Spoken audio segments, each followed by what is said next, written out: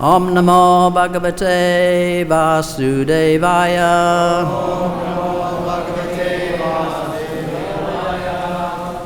Om Namo Bhagavate Vasudevaya. Om Namo Bhagavate Vasudevaya.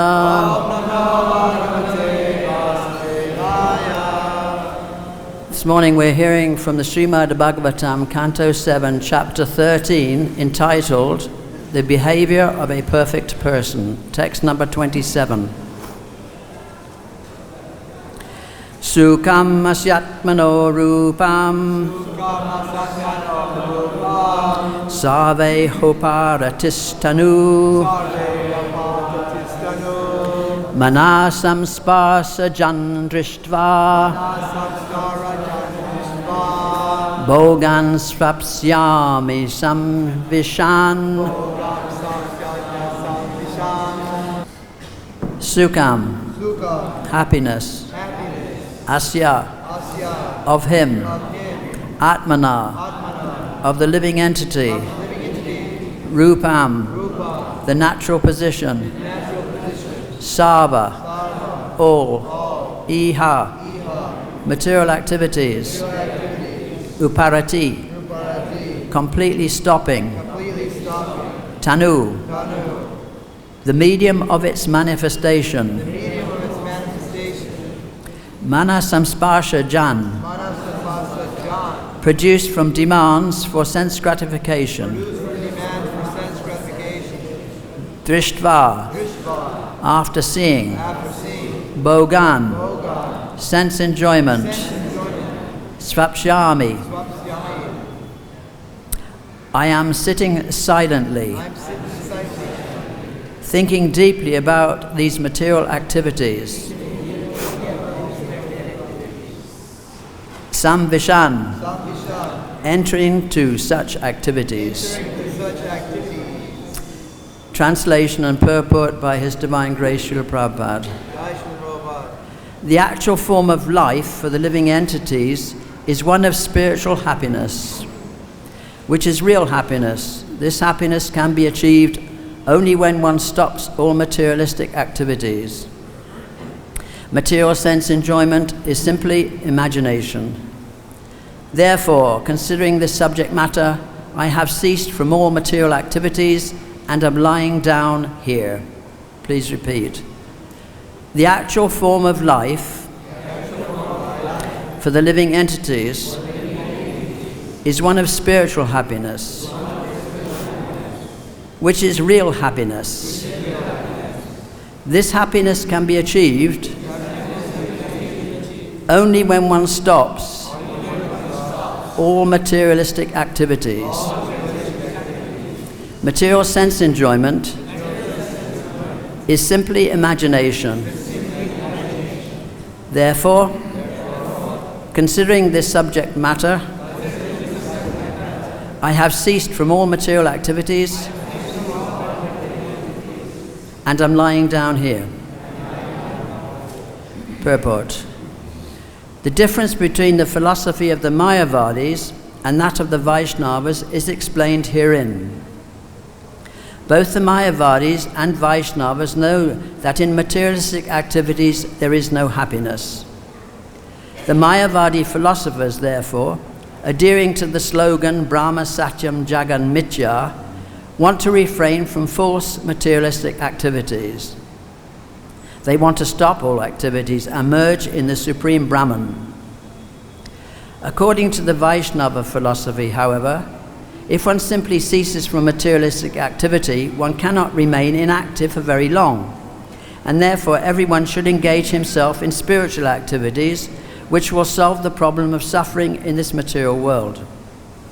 It is said, therefore, that although the Mayavadi philosophers strive to refrain from materialist activities and merge in Brahman, and although they may actually merge in the Brahman existence, for want of activities they fall down again into materialistic activity. Aruya krishtrena parampadam tata pachantyada.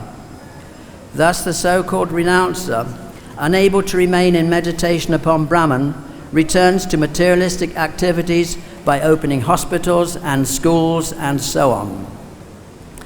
Therefore, simply cultivating knowledge that materialistic activities cannot give one happiness and that one should consequently cease from such activities is insufficient. One should cease from materialistic activities and take up spiritual activities. Then the solutions to the problem will be achieved. Spiritual activities are activities performed according to the order of Krishna. Anukulyena Krishna Nushilanam. If one does whatever Krishna says, his activities are not material. For example, when Arjuna fought in response to the order of Krishna, his activities were not material. Fighting for sense gratification is a materialistic activity, but fighting by the order of Krishna is spiritual. By spiritual activities, one becomes eligible to go back home, back to Godhead, and then enjoy blissful life eternally. Here in the material world, everything is but a mental concoction that will never give us real happiness. The practical solution, therefore, is to cease from materialistic activities and engage in spiritual activities. Jagyatat karmanon yatra loko yam karma bandhana. If one works for the sake of pleasing the Supreme Lord, Jagya or Vishnu, one is liberated in liberated life. If one fails to do so, however, he remains in a life of bondage. Om Jnana Timirandasya Gnanjana Shlakaya Chakshur Anmilitam Yena Tasmai Shri Gurave Namaha. Hare Krishna. Hare Hare. Hare Rama, Hare Rama, Rama Rama, Hare Hare. So Prahlad Maharaj is touring the universe, and he's looking for saintly persons, just like any sane person would want to do, to find out someone who has knowledge of reality. If we come to the Holy Dham, this is the most important aspect of our visit. We may visit holy places, places of Krishna's pastimes, and roll in the dust. But it is very important to seek out in the Holy Dham self-realized souls who have knowledge, and to get knowledge from them so that we can be freed from birth and death. So this was Prahlad's idea. He wanted to find saintly persons and study their nature. So by superior arrangement, he met the saintly Brahmana, who was lying on a ridge in a mountain next to the Kaveri River. And he was covered with dirt and was lying on the ground, not moving. So the unusual thing about his situation was that although he had no activities, he was not thin, that he was actually fat. Because normally, when people don't have enough activity, or they're lazy, or they indulge the senses and get overweight, then the result is, of course, spiritual life becomes spoiled. Because overeating, we know, is one of the 6 things that will spoil our spiritual life. So the saintly Brahman was overweight, but he had the symptoms of a very elevated devotee. And Prahlad Maharaj recognized those symptoms. He was able to see that the fat Brahmana had Tejasam, that he had Teja, that he had spiritual power, that he was perfect, that he was very learned and expert. He could tell that. How could he tell that? How did Prahlad Maharaj know these things about the saintly Brahmana? No, he hasn't spoken yet. Yes, by his bodily features.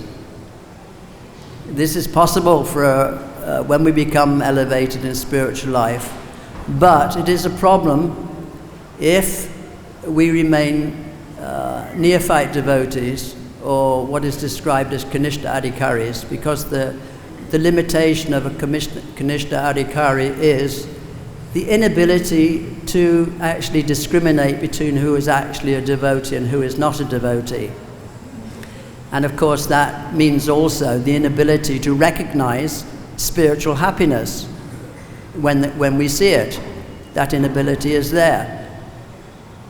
So in order to come to the Holy Dham and seek out spiritual persons, if we're Kanishta Adhikari, that might be a little difficult if we cannot discriminate.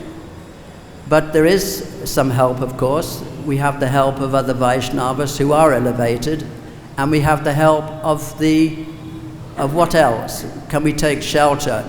If we may be short of understanding and discrimination, but what else can we take shelter of? Shastra, exactly. The Bhagavad-Gita is full of information, the symptoms. This is one of Arjuna's questions, right? What is the symptom of a living entity who is merged in transcendence? How does he sit? How does he walk? This was Arjuna's question. This is a question that we all come to if we're serious about spiritual life. So Prahlad could recognize these symptoms in the saintly Brahmana, and so he put his head to the feet of this Brahmana and in respect, and inquired from him what his actual situation was. And then the Brahmana spoke, and just like Narada Muni is explaining to Yudhishthira, and both are experiencing bliss, Prahlad Maharaj, when he is speaking to the saintly Brahmana, both of them are experiencing nectar, amrita, in this discussion. So the saintly Brahmana explains to Prahlad that he had witnessed that, we have heard this, that everybody gets married in material world to experience happiness, but no one is actually, according to his observation, no one is actually happy. That was his observation. And we may think that, that's a problem for our understanding, because he said that he had observed that. So we don't put very much value on personal experience in spiritual life, do we? No, we do not. Personal experience is not very helpful. What we learn, how do we learn in spiritual life? Not by experiencing, yes, but by hearing. So the first-class person learns by hearing, whereas the third-class person engages in activities, has a bad result, but then repeats the same activities over and over. So our actual experience is by hearing. So the fat Brahmana said, I have experience. So we may think, oh, there's a doubt there. But if you look in the translation, Prabhupada says that what he said was, yata shrutam. He had not only witnessed it personally, but he had heard it from his authorities. This is very important, that he knew it was a fact because he heard it from his authorities. And he admitted that he had been through the cycle of birth and death, that he had been trying to enjoy in so many species of life, so he was able to lie there and refrain from material activities. So that is not possible for the conditioned souls, even if we would want to do that. And sometimes that's all we'd want to do, is to lie down and just go to sleep and forget everything. But it's not possible, because as Arjuna found out from Krishna, was informed by Krishna, you may not want to fight in this battle, but by your nature you will be forced to behave so. So we may try to lie down in one place and enjoy spiritual life, but just see how long it will last, how long you will be able to sit there without getting up. It will not be very long, I can guarantee.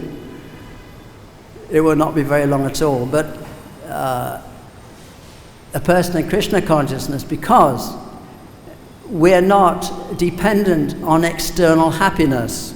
We don't derive happiness from external sources in the material world, but we experience happiness from within. This is spiritual happiness.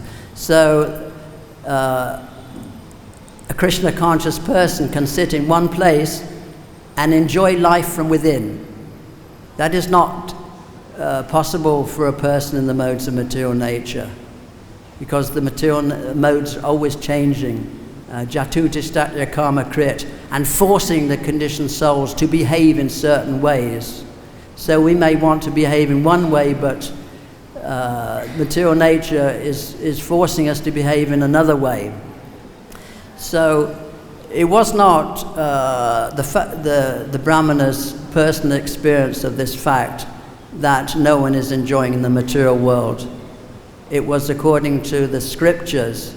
Now, if we do rely upon our own experience, can be a very big impediment in spiritual life. Because if we remain kanishta adhikari, if that is our position, that means prakrita bhakta, that means in the modes of material nature, unable to discriminate. Then eventually, if we don't progress in spiritual life, we will be, as Srila Prabhupada says, captured by Maya. And we will become deluded. And after some time, the symptoms of this is pride of knowledge. We have learned so much, we're depending on what we understand, and we then advertise ourselves as being advanced in spiritual life, having so much knowledge, but motivated by passion and thinking that we are spiritually motivated. So this can be a pitfall in spiritual life if we do not make progress, that eventually Maya will capture us, we will experience pride of knowledge, we will advertise ourselves as advanced devotees, and out of false ego, our activities will become not pleasing to other devotees. So that is a pitfall of, if we depend upon our own experience and we give up depending upon saintly persons and Krishna, where we don't actually accept our position as being totally dependent upon Krishna's mercy. As devotees, we will come, if we have not already, to the point of praying for Krishna's mercy. Because without Krishna's mercy, we are, as Queen Kunti said, when she, in her prayers, that when Krishna left, what will be their position? She described, we will be non-entities. That was her word. We will be, without Krishna's mercy, we will be non-entities. Just like in the conditioned souls, everybody in the material world, their status quo is maintained by the super soul, by Krishna. We are not the doers. So thinking we are the doer and relying on personal experience can be a handicap in spiritual life. And now the saintly Brahmana has come to the point of describing in this verse. He says, the actual form of life for the living entity is one of spiritual happiness. The form is spiritual happiness. So Krishna's form is Sat Chit Ananda Vigraha. It is the form, eternity, knowledge and bliss. And because we are fragmental parts of Krishna, we are also Sat Chit Ananda. By nature, we are full of bliss. So Krishna, the Absolute Truth, is recognized in three aspects. First, in the ascending process of knowledge. The first we experience is impersonal Brahman. That is the transcendental effulgence of the Supreme Lord, impersonal Brahman. Now, in that ascending process, what is realized when we realize impersonal Brahman? What is the realization that goes with that? One of what? Satchitananda. We are Satchitananda. Krishna is Satchitananda. When we realize impersonal Brahman,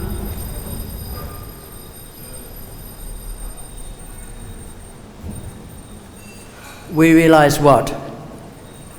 What do we experience? What? Prabhupada? Bhagavan? No, we don't experience Bhagavan.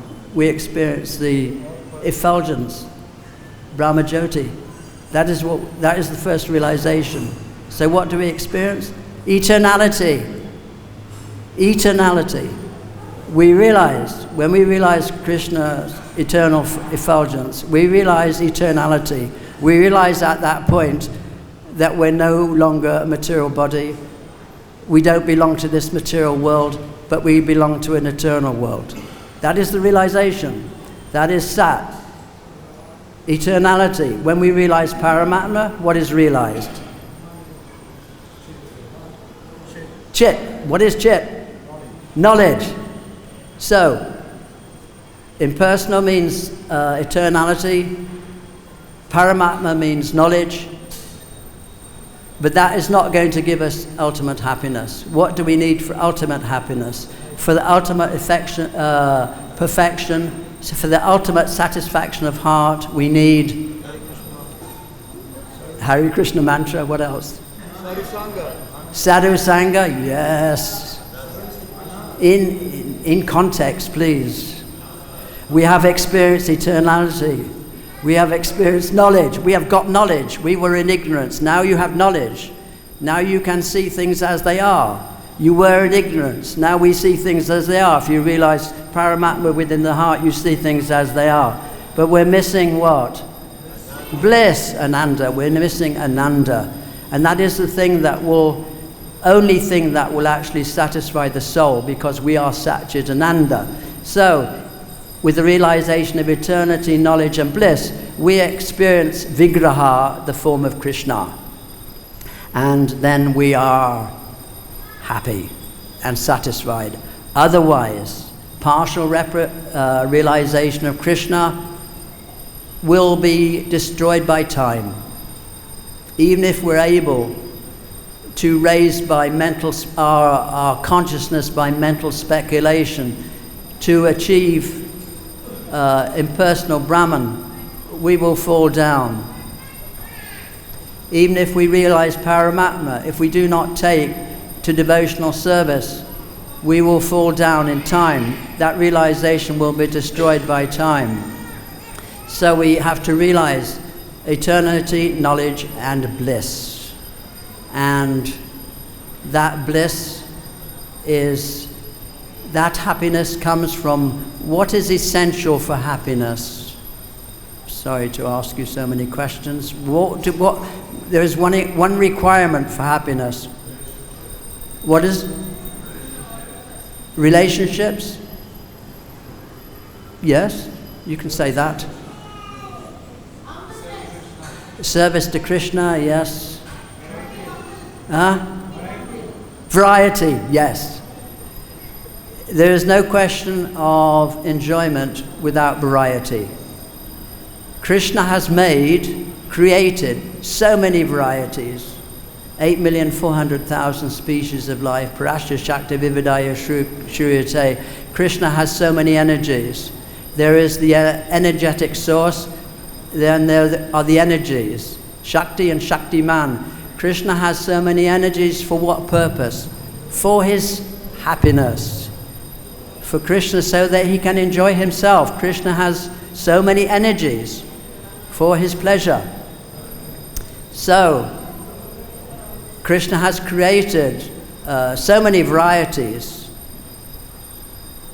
and the purpose is for happiness, for pleasure, so that we can experience pleasure, because Krishna may, for instance, he may have created one color. See, if we saw everything red, for instance.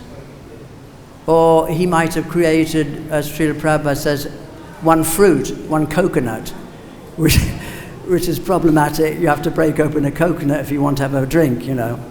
And who would like that kind of existence? But Krishna has created so many varieties for pleasure. So our duty as devotees is to take that variety and dovetail it in Krishna's service.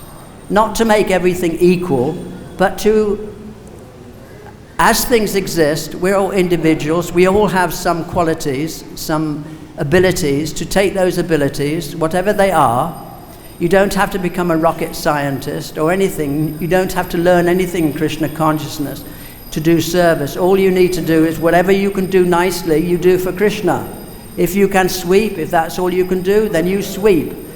And you go back to the spiritual world. You take the varieties. Just like in the Holy Dam here, we have the perfect example of taking everything and creating something beautiful and offering it to Krishna. This beautiful temple, and the deities are so beautifully dressed in such wonderful colors and such a variety of flowers. So someone is growing those flowers, someone is stringing those flowers and making garlands. So there is a seamstress making those outfits. There are devotees cleaning the temple. So many activities. There are devotees cooking. So many varieties of prasadam, so many varieties of sweets. You may laugh, it is a temptation. So many varieties of sweets. I mean, Krishna may have given us just milk and sugar. We wouldn't all be happy just drinking milk and eating sugar. But he has given us so many varieties so that we can make so many delicious sweets to offer to him. So this is the perfection of spiritual life. Like we have this beautiful tree here, this tamal tree that was before this existed, before this temple was here, but Srila Prabhupada preserved it and now it's flourishing. It was neglected before, but now it's such an integral part doing its service here in the temple. And that was the tree that, of course, that Srila Prabhupada liked to sit under, was put there to sit under on so many occasions.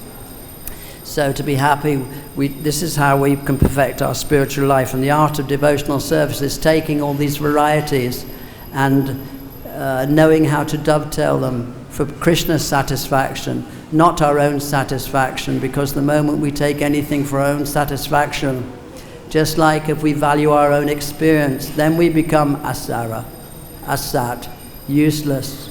And everything is lost at death. Whereas in spiritual life, we don't want to take another birth. Any intelligent person will be seeking out saintly persons to get their association to be freed so that we do not have to take another birth. Anybody that thinks another birth is okay probably thinks that there is something in the material world that I can find to enjoy, but there is nothing. Just like Prabhupada said, happiness in family life is like a drop of water in the desert. That is the meager happiness that we are clinging on to if we think that we can enjoy anything in the material world, if we can get any happiness from any sense object. That is the happiness that we're clinging on to. The happiness, the benefit of one drop of water in the desert, what will that? But if we experience Krishna, actually the real neophyte stage of transcendental devotional service is described by Krishna, Brahma Bhuta Prasanatma Nashochati Nakankshati. This is the actual position where we can actually discriminate. But it is a situation, Nashochati Nakankshati, free from material desire and free from lamentation. So that is, otherwise, so we must progress. If we are in Kanishta platform, we must seek out saintly persons, just like Prahlad Maharaj was doing. get knowledge from them, serve them, and perfect our lives. Hare Krishna. So, does anybody have any questions, please?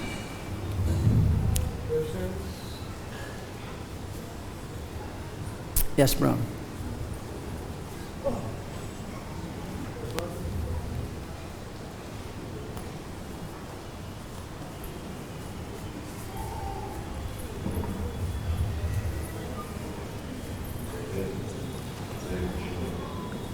You said about our own experience.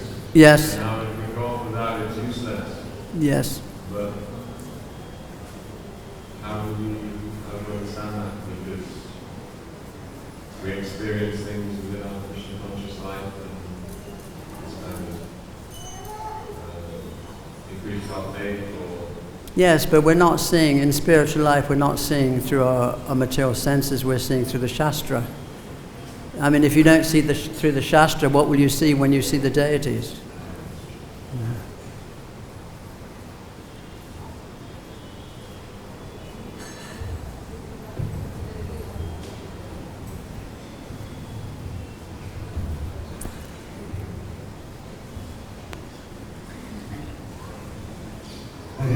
Hare Krishna.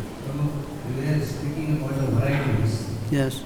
So there are so many varieties, but actually, are we interested in those varieties? Are we interested in those varieties? There are so many varieties, that's like birds, animals, fish, and activities. So are we interested in those varieties or just... Are we what? Are we interested in those varieties? Interested? Yes. That's our mission, isn't it, as devotees, to engage everything in Krishna's service. But we have to qualify that, of course. I mean, if we actually if we come to the Madhyamarikari platform, then we must discriminate who is a devotee and who is not, and who is a demon. And we must neglect the demons. That is scriptural injunction. That is important to follow that. We don't preach to the faithless. We can know the demons and we can know the faithless also. Pardon? We can know the demons and the faithless person also. Yes, that is the discrimination of a Madhyamarikari. That he sees Krishna, he sees the devotee, he sees the innocent, and he sees the demon. Otherwise, Prakrita Bhakta, Kanishta Adhikari doesn't have that discrimination. So he has to be advised or take the example of the Shastra. Otherwise he will be misguided.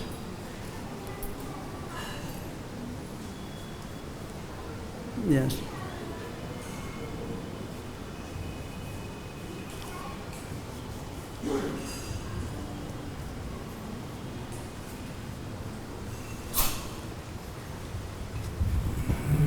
Hare Krishna. You were telling that Krishna has created these varieties so that we can be happy. Well, so that he can be happy. We're happy if he's happy. It's not for our direct enjoyment, it's for his pleasure. We exist for his pleasure, not for our pleasure. But we enjoy when we please Krishna. It's reciprocal. Yes. Just a question came in my heart, because we see that all the devotees, like in spiritual world, they do the same services. Like Lalita Shakti, he does the same service. He doesn't change his service again and again. All the devotees, they do the same service. Whatever is prescribed for them. So, in that sense, for them there is no variety. Well, everything is absolute in the spiritual world. Yeah, but there is no change. Same quality. So, in what sense there is No, variety? it's eternal. There is spiritual variety. Otherwise, how can there be material variety? You have to understand that point. It's not everything static in the spiritual world. Everything is dynamic in the spiritual world. It's not. These varieties are not for our enjoyment. Yes, not for our enjoyment. Right. Everybody in the spiritual world is serving Krishna. They don't consider their own happiness. It's just like a devotee, actually. You know, if you ask a devotee how he is, it's actually a meaningless question, because it's only meaningful if we consider our own happiness.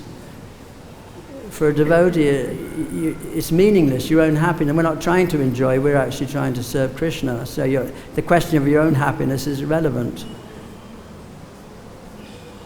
So you mean to say that our enjoyment comes from pleasing Krishna, not from the varieties? Yes. Offering everything to Krishna. We take everything and offer it to Krishna. That is the art of devotional service. How to dovetail everything in Krishna's service. So how we should see the concept of variety? Well, we see it as being Krishna's creation. Krishna created it. We see it as Krishna's energy. Non-different from Krishna.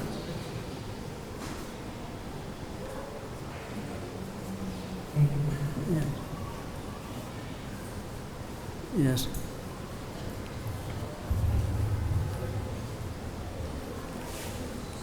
Hare Krishna. So if we're pleasing Krishna, then automatically we will be pleased. Yes. And since he's more interested in our love and devotion, so automatically would you say that sincere love and devotion that we would have in our heart, that we're using in our offering, that would somehow, because we have that love and devotion, does that mean that we won't desire even any transcendental enjoyment? Or is it okay to desire transcendental enjoyment? Or is it better just or is it just like more natural? No, we don't want to enjoy Krishna like fruitive workers. No, we don't want to enjoy Krishna's happiness. That is like a fruitive worker. Sometimes there's tendency to want to do that, to talk about Krishna. But just like a Sahajya, his idea is personal happiness. It's not actually to please Krishna. Another question. So, does that mean for like a pure devotee, it's almost just like completely natural? You're not even... Natural is, yes, it's our eternal constitutional position. Jivara Srupa Hoy Krishnera Nitya Das. It's our eternal constitutional position. It's totally natural. Conditioned life is not natural. It is pramakta. If you're trying to enjoy in a place where there is no enjoyment, that is pramakta. That is crazy. It is not natural.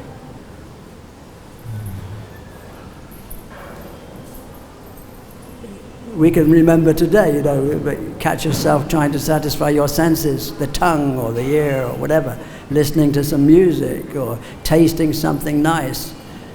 Are you trying to enjoy or are you pleasing Krishna?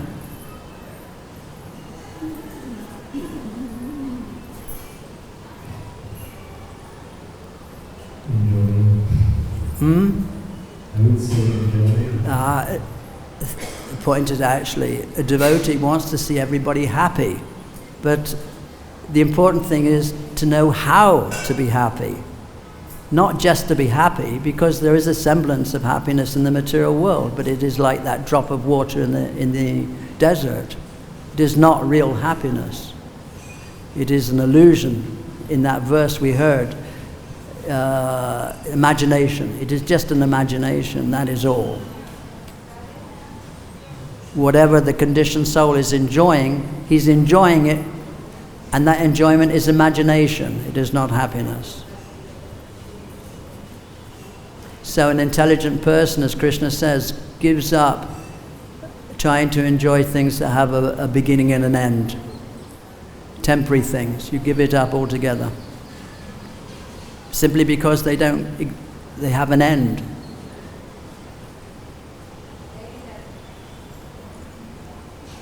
So we still have time if there are any more questions, please.